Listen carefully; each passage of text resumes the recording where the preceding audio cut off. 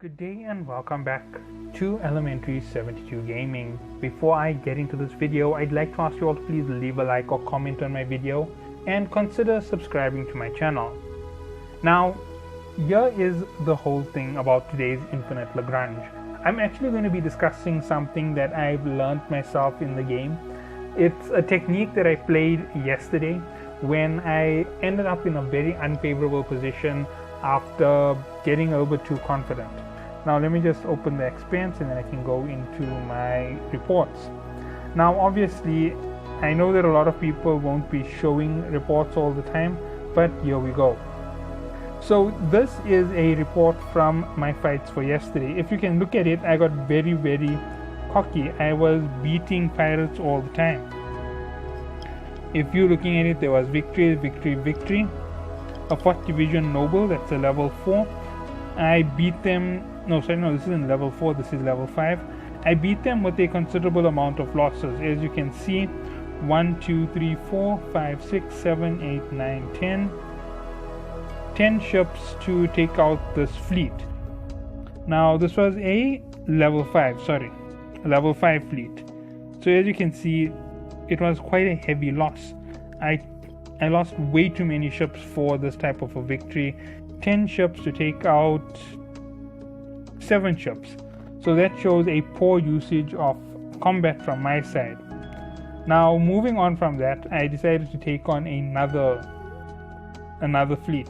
And as you can see, this time it was 3 to the price of 7. So it was a heavy hit, right? This is when I started to pull off the retreats. And then I got 3 to the price of 3. So 7 and then 3, that gives me quite a nice, 3. And this one here was 3 plus 2, that's 5. So we're taking it, that's 5 and 3. 5 plus 3 is 10. Now overall, this is what I lost, and that is everything that was lost in that entire combat. But if you're looking at it, I managed to stall on time. So the combat went from stage to stage without me having to have to lose anything more than 10 units. However, this fight happened a lot faster than when I fight solo, because I actually did this to start with. I split my fleet into 2. It wasn't the smartest of ideas for the start, but it did help me out later on in the fight. And the way that it helped me was, when my force was fractured in 2, the force on the one side was able to hold on to the one side and take quite a beating for quite a time. And if I manipulate the strategy slightly, if I'm watching my fleet, I can make sure that anytime any one of my ships reaches 1,000 damage, I pull that fleet away and the next fleet comes in. So obviously if I have big enough fleets, considering the amount of time that these combats take, I'll be able to keep pushing one fleet in, one fleet out, one fleet in, one fleet out. And depending on what I am carrying with me, I have quite an advantage in terms of fighting. So if you are going to use your destroyers and you're going to use that technique, you're going to need armies of about 15 apiece. Now obviously you can only make 15 of a particular type of destroyer, so obviously you're going to make the aircraft carrier destroyer and the regular destroyer. So you have 2 types, and when you deploy, your first one is going to go in front, your regular type, and you're going to want to be as defensive as possible. If you want to lose 0, you need to make sure that you're looking at everything from the moment you start to make sure you don't just get wiped out instantly. Now when you're looking at it, you need to be very careful about your point for withdrawal. Remember, you must withdraw at the right time. You can take that entire fleet back to the base, disband it and reform it with only the repaired units. There is a possibility on this entire story, and then you can get back into combat. And if you keep doing this here, the thing which it does save you is the cost on building a new fleet. Your fleet will repair in about 23 minutes.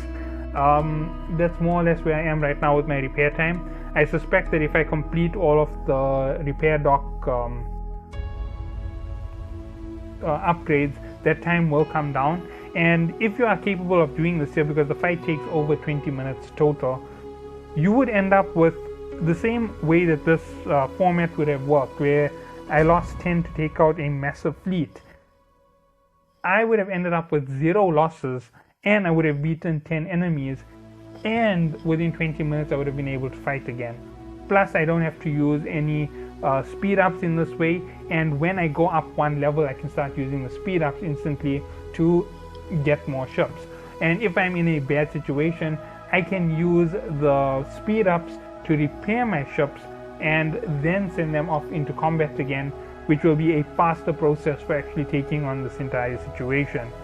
Now, I know this was a very long and thought out process, but if you are listening to it, it gives you an example of how you can advance beyond your capabilities. Think about it carefully. When you are very low level and you just have frigates, your frigates die way too fast to anything above level 2, right? I'm just being honest. Level 4s just instantly obliterate me. I don't even stand a chance against them. Same thing with the level 5s. So if you use this technique with the right units, you can effectively only use 1 or 2 units total to an entire round of combat. And just losing 1 or 2 will in the end make you a stronger player total.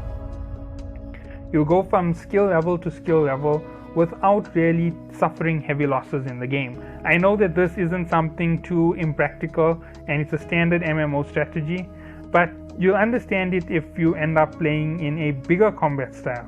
And by a bigger combat style, I mean, say for example, if you end up with your complete fleet going to counter somebody else's fleet, that is one of the times where you're going to have one of your best times for actually winning quick combat. So when it comes to this here, what I mean by winning quick combat, I mean, say for example, you want to take a station.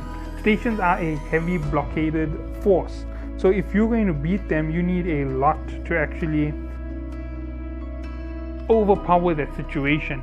You're going to need to overcome the amount of power that the station has at it. And if I'm correct, I've seen one station with 308 units already stationed there. So if I want to overcome this 308 units, what I need to do is I need to then go and overpower that 380 units with my limited number. And if I only have, say for example, in my service 15 units, and these are at level 6 and level 7, they're above my ability to fight. If I have a big team with me and we rally on, then we're all jumping into a frontal fight. And if I take too much of fire, my ships will be destroyed. Although the firepower is distributed amongst your entire fleet, so if, say for example, 30 people gather together, they rally up together, and it's 30 versus station, a city, 30 versus city, that will be quite a good one. 15 per person times 30, that's 450 versus 380. You have a slight numbers advantage. You will destroy some ships, but you're not going to destroy all of them. You will suffer losses, and that is going to be the fact. There are only 8 fleets in the defense formation as far as I can understand it. So if you are facing 8 at a time and you are this big in number, it would actually be more understandable to play a cheaper trick, because you don't have the power to overpower them, where you force them to engage your strongest line of fleets. So if you're going to force a rally, you rally 5 ships together or 10 ships together, and you hold a nice defensive line, and the remaining 20 come in from the back. They are a non-attacked fleet. So what they're going to do is they'll come in from the back and they'll start applying heavy firepower. Now what this here is going to give you an example of is if you're playing the roles of tank and strike. Now your front row who first came into combat are tanking the damage. The whole idea with them is to have as many armored units and as much HP as possible to tank that damage for a few minutes. Everybody who's coming in on the second force is going to be attack orientated. So higher attack power, faster firing rates, better weapon system, better ships should be on that side when it comes to putting out heavy damage. And if you do these two, you end up with a fantastic amount of overall damage output. This is going to give you the ability to overcome massive cities when you are still very low level. So somebody who is in the same class as me, you don't have your battleships as yet, you don't have that heavy firepower that you can just go out there and nuke a level 6 out. Obviously I'm close to it. I think I'll be at that level in a matter of a day, 2 days. I'll have a fleet. So there is another thing altogether, because I'm always going for the biggest fleet I can possibly own. And once I have that big powerful battleship fleet at my disposal, obviously the next thing which is going to go on from that point is I'm going to go back, I'm going to build up my smaller fleets and use them in conjunction with each other. Hopefully there's a point where I can actually work out my formations myself. Currently I can't reset my formations. I don't know how it works, to be honest, and if I could actually do it, I would.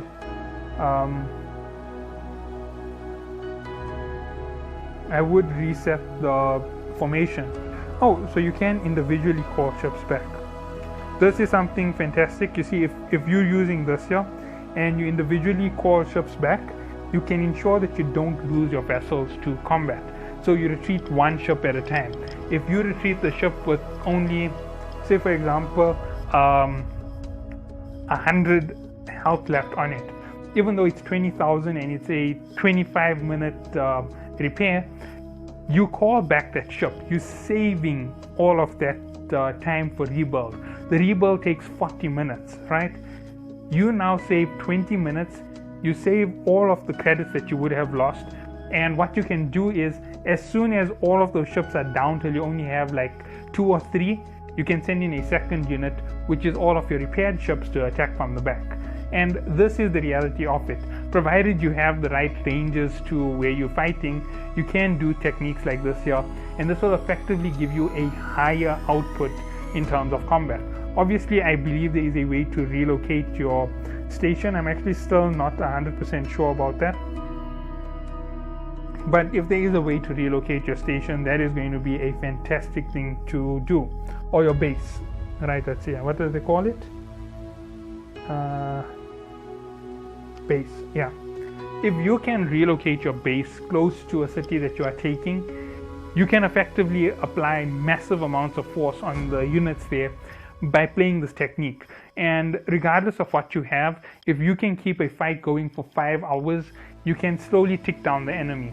And if you're not losing units and you're just repairing units and throwing them back out, it may take something like an hour from each individual in a fleet of 30 people, like I'm saying.